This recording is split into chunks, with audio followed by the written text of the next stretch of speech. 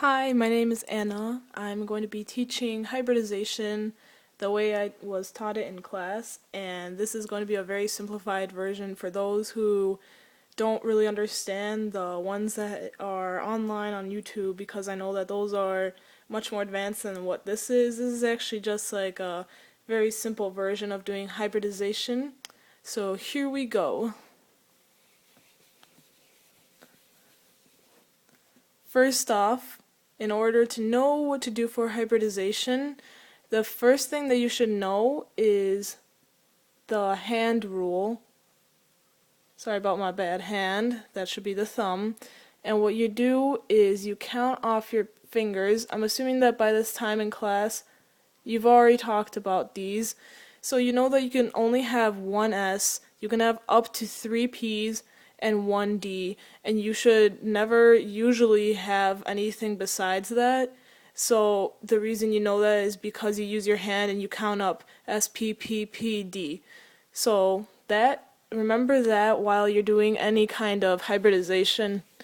And remember that hybridization actually means taking different atomic orbitals and combining them to make a new one, like a hybrid. So that's what hybridization means. And so the example I'm going to use today is CH4 methane. So you know that that's drawn just like this.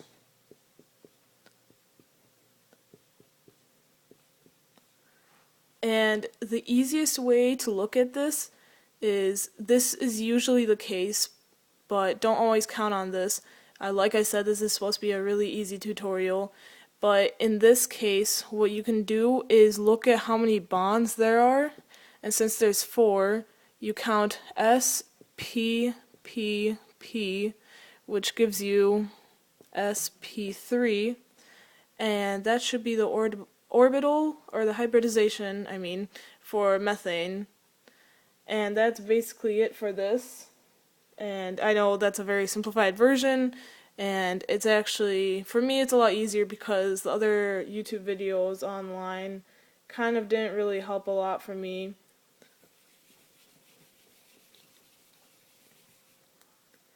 And eventually, when you get more advanced into these ideas, you'll know that, there's the s orbital, so this is the s, and then there's different kinds of p's, one for example like this, and there's 3 more of these. And eventually, if you actually are in a class where you have to draw them in together and everything, that's when you're actually going to have to understand this a lot more.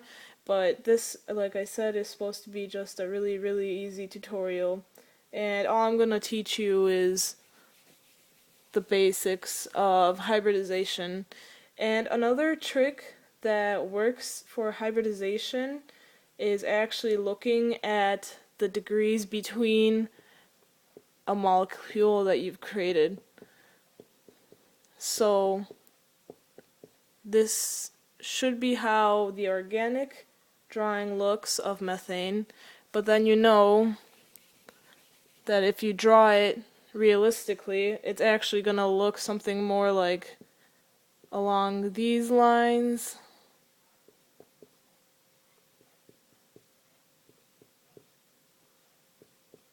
So that's a 3D drawing. Remember that these lines, these 2 lines on the side, mean that it's either backwards or forwards. And so this is supposed to be kind of, if you can imagine, like a tripod stand with the leg in the back, like that sort of. So what that means is that instead of the one like this, where they're all 4 equally around the C, they're actually, like to the sides of the C in this drawing, they're actually all around it, like in a 3D drawing. So instead of being 90-degree angles like it is right here, they're actually calculated to be 109.5 degrees. That's probably also something else you learned in class, that if it's something that's tetrahedral, it's supposed to be 109 degrees between it. If it's trigonal planar, that should be 120 degrees, and then obviously linear is 180 degrees.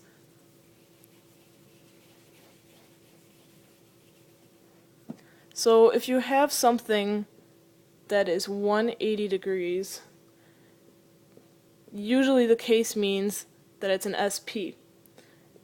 If it's something that's 120 degrees, usually the case for that is SP2. And if it's 109.5 degrees, it's usually SP3. And if you even look at the drawings for those, so for example, there's CO2. If you look at it, here's 1 bond, here's 2 bond, SP, 1, 2. For this one, you have any example where there's 3 bonds. So, ammonia, there's going to be 1, 2, 3, 1, 2, 3, because there's 2 sp2s, and then sp3, just like we were saying earlier before, methane, 1, 2, 3, 4, spp, 1, 2, 3, 4, sp3. And that's how I learned it in class. That's a very oversimplified version. If you don't like it this way, then you don't have to teach it this way, but I know that there's a lot of different variations online, and this, I don't know, maybe this could help you, or maybe it could help someone else. I know that different people understand different ways, but that's basically it, and that's what I have for you, and I really hope that this helps you in some kind of way.